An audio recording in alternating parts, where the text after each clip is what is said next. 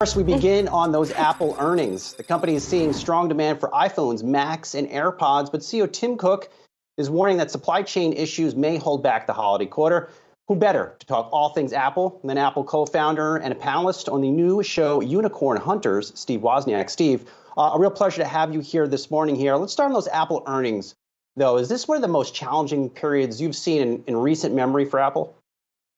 Well, to tell you the truth, I wouldn't know. I don't follow financial news. I don't look at the earnings, and I don't care. I'm glad that Apple is such a healthy company. We're a company that actually managed to keep our name. It was, well respected. I worry about largeness and size and that, but I don't study it. It's like let other people analyze those sort of things. I'm just into, are products good? Oh my gosh, do they enhance our life? Is something new? Are we changing? I'm just into like, what is the technology and who are the creators? So Steve, let's talk about the technology then for Apple, right? I mean, it seems like the biggest problem for the company right now is getting the technology into people's hands. But from a more product design perspective, there were a few complaints, right, with this latest product cycle that the stuff didn't offer enough new bells and whistles or wasn't sort of a big enough change from the last product cycle. How are you viewing it when it comes to that? I mean, it's tough to reinvent the wheel every single time, right? Well, I kind of have to agree, but in technology, it's like you always want to kind of keep up with the newest, and sometimes you're 5 years behind, 7 years behind, and oh my gosh, it's still working for you, and it's just like that's where the sales come from. I got the new iPhone, and I can't tell the difference really. The software that's in it applies to older iPhones, I presume, and that's the good part. I got the new watch. I can't tell the difference. I have the new computer, and I've been so busy, I haven't had time to open it yet. Steve, how important is it that Apple's now using its own chips increasingly in its products? Oh, unbelievably important. I mean, even before Apple, I was doing chip design work at Hewlett Packard, and a company like Apple normally would sit back and say, what chips are the chip makers supplying? And the reps would come in from, Intel and other companies and Samsung, here's what we have, and here's the deal, we can work with you. And that sort of sets the level of your product. And then now you're trapped. If we only had the forthwithal to think from the ground up, we have these features in the chip, we organize it this way, my gosh, our product will come into place better. That is pure marketing, knowing what to do, what to price it at, and what people want. And that's really the most important drive of Apple, is really marketing, even in products.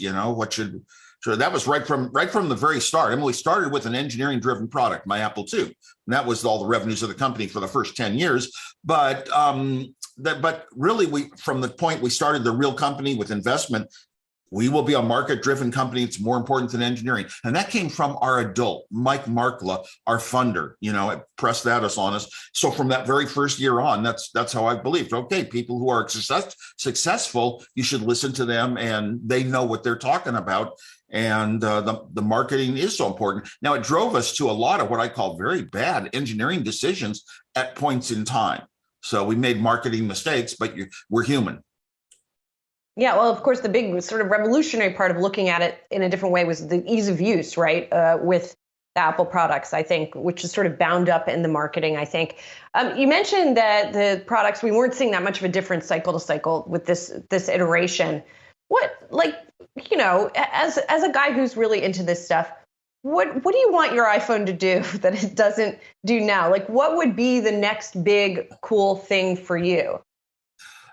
My gosh, I don't know. Limit spam even better than it does. Apple's taken some. Yeah. I am so glad that Apple has taken steps that don't send my real email address out to retailers for credit card purchases and all, and they don't send my real email out sometime. In other cases, like when I download videos that are in a web page. Wow, now it's you can be secretive and hidden, and I like that. I like a quiet life, where I am on my own, and I don't want to be hit by every social thing in the world. I grew up shy and unsocial. I was a geek. Steve, has Apple reached the edge or just the peak on what it can do with a product like the Apple Watch? I mean, to be fair, full disclosure, I'm wearing my Apple Watch right now. I love this thing. I have my AirPods being charged right now. I love them. What else can they do with them that they're not doing now? It's interesting you're talking about wearables because it's the trend. The world is heading towards smaller devices all the time, and some really impressive wearables come out that do interesting things nonetheless. The Apple Watch has become kind of the most important technology in my life. I tend to go from the computer that I'm on now here at home or in a hotel to my watch, and I tend to skip all the iPhone stuff, walking around trying to text and all this. I type in Dvorak for one thing, so the QWERTY screen that pops up on your you're texting on a phone doesn't work as well for me as for some people. And the watch, I just love everything about it so much. I also love not having to learn structure. You tap here on a phone, you tap over there, then you type this in, you know the procedure, so you do it very fast and it becomes natural to you. And then there's a change in the operating system. My God, I've got to go somewhere else, this and that, and you get frustrated. But with I like to use voice. You have a thought in your head. You don't have to say, well, how does that thought translate to a certain structure to get done what I want to do? And so I just speak what I want, and the watch works that way. I often carry the watch. I even skip the phone. The phone is in my pocket. It's weighting me down. Forget it. I do Apple Pay is kind of the best thing on the watch. Tap, tap, and you're paying. And you get around the problem with the Face ID while you're trying to do Apple Pay that you have on the phone. I do all my texting to my wife, for example, what I'm doing, and emails and stuff like that. I ask for questions of the world, what is the population of India, something like that. And it's just the most wonderful device in the world. Smaller things get, the more personal it is myself. I don't know the versions of the watch. It's almost like for the last 15 years, has my computer life really changed that much? And it's really hard to say, for sure, but every single step up, oh my gosh, I've got the latest. I didn't even buy the new Apple Watch, to tell you the truth, even though it's the most important thing in my category. But certain people in Apple sometimes get certain new products sent to them. So certain people. Is this an iWatch 6 or an iWatch 7, Series 6 or Series 7? You can't even hardly tell, but you can tell when people are wearing Apple Watches all over. I'm glad that it sort of struck out as its own little characteristic shape or whatever, distinct. So the next wearable, is it going to be maybe some glasses, perhaps? I mean, you mentioned that other company that announced a new corporate name for itself that is bringing new attention to the metaverse, although so many different companies are in that space already. Is that the next big thing? Is that the next big wave, all of the ways that we are going to be interacting with the metaverse? The user interface is really the definition of how computer technology moves through time. And I think it's very important. I think that AR and VR are coming. There are a lot of problems to solve to make them like every day for everyone. I like the idea of glass. So there was a prior big, well-known company that had a glass out, and I was like one of the very few people that actually liked it. It was kind of neat having a whole new operating system to deal with. And so it was kept my interest, but it really didn't catch on. As far as the company with the new name, they have a problem even with a new name, of we're going to be a little cautious how much we trust them. It's, what company had to change its name? I started out saying Apple managed to keep its name throughout time. That means you have a very good brand and the name is worth something.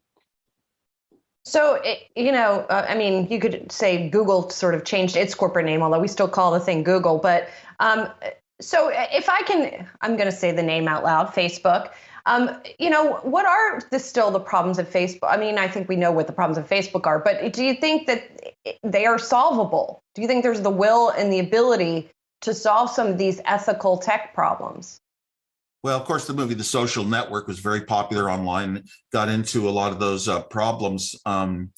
You have people working behind the scenes just to track your actions and get you more involved and all that. And I don't like it. That book, No Filter, by the guy who had started Instagram or whatever, I come out with book after book after book, so many negative things about what Facebook is doing. Can they change? Well, one question you could ask is, can a person change their personality, how they deal with others and the world? Can they change it after, say, age 23, when their personality has settled in? And, I took courses as a psychology major. I'm sorry, you don't change. You don't change. It's very, very very, very drastic cases that will cause you to change your personality, how nice you are to people, for example, and what you pay attention to. So I don't think the company is going to change, let's say, the what we call bad and good, how it operates with people. I think what it would take is certain kinds of legislation saying maybe you have to be able to reach a human. For one thing, if you have a problem, and you have to have, human oversight and looking at things and not just assume that algorithms, little formulas about the world, saying if this happens, then this is going to be next. Get away from that and at least let people opt out. One thing I would like is, my God, just let me pay a certain price per month to not be tracked. And that satisfies this. People who want it for free, on Facebook for free, gosh, great. And they don't mind being tracked, fine. But at least give the choice, because choice is equivalent to wealth. Steve, let's switch gears. Your Unicorn Hunters, your new show. How can I successfully pitch Steve Wozniak? You have to get accepted. There are so many, turns out there are so many hundreds of thousands of, people have great ideas and want to make pitches. I've actually done a lot of maybe university level and things like that, done a lot of judging pitches people have, elevator pitches, it's often called. The thing is, people who have a new product will go around maybe to venture capitalists and they think it's worth starting a company, going in the money route, not just sharing their tech, what they have with other people like I did. And they'll go and then they'll make presentations to very big investors that will meet with them, and decide on them. And sometimes they have little reasons. This is just not what we're doing this month. But you know what? This show is taking these kind of little startups that have ideas and letting normal people at home watching, we'll have a network deal soon and watch it on TV and saying, oh my gosh, listen to that's coming out. These people have created this and here's how they thought it out and the steps they took, and can come to their own decisions. Is this something? Is it going to go somewhere based upon what the product is? Not a lot of the other, financial world considerations that this right and that right. No, but really, normal people just don't have that opportunity before. And our show is about letting them be investors, at smaller amounts and whatnot, but more massive. And it's a little like Shark Tank, but we're not aimed at the sharks. We're the sharks and we're the investors. Not at all. It's the home audience. We're trying to democratize things that way. That is very cool, I think, especially because, and it's right in the name, companies are waiting so much longer typically to go public, right? I guess they either don't wait at all and go public through a SPAC where people can't necessarily buy into the last second, or they wait till they're huge. And a lot of the early stage growth has happened already. So what's the mechanism by which people who are watching the show can invest in those pre-IPO companies? Well, you're asking kind of the wrong question. A pre-IPO company, you can, I don't really do it because I don't invest. So I can't really, you're asking the wrong person. I like to put something to say, here's a company that has a great idea. I would like to join them and have a partnership and an interest in that. But I'm not in the category of just a guy at home saying, whoa, I'm hearing something you never get to hear in life about something so new. And it might have these advantages and it might work and it might not, and it's risky, but I get to participate. So I'm glad that we're just opening up sort of the game to others. I wouldn't say, your own categories have to be your own. The decision has to be in your own. I would never say, oh, you better pick this one. This is going to make a ton, and this is going to go way up. And I don't like to do the up and downs myself. I'm kind of a peaceful person. I like to think in long term. Will this company in a long term, are they making a difference in the world with their product? And will it be successful? And will it have the revenues to pay for itself? And I make mistakes. I mean, I was one of the ones that didn't think there was a need for Uber. Point noted. Steve, let's say I was an applicant on the show. I come to you with a good, what I think is a good pitch on crypto, something related to crypto, trading, whatever it is. Are you a believer in crypto? Is that a pitch you would entertain? Crypto has an awful lot of promise through the blockchain of different things it can do differently than before in life, right down to elections even. And it has a very trustable format that can't be modified easily with humans in control of it. I mean, look at our US dollars. US dollars, the government can just create new dollars and borrow. And it's like have it fixed. Like Bitcoin was the gold. Bitcoin is mathematics, mathematical purity. There can never be another Bitcoin created. Bitcoin doesn't even have a creator that we know of. Bitcoin isn't run by some company. It's just mathematically pure. And I believe nature over humans always.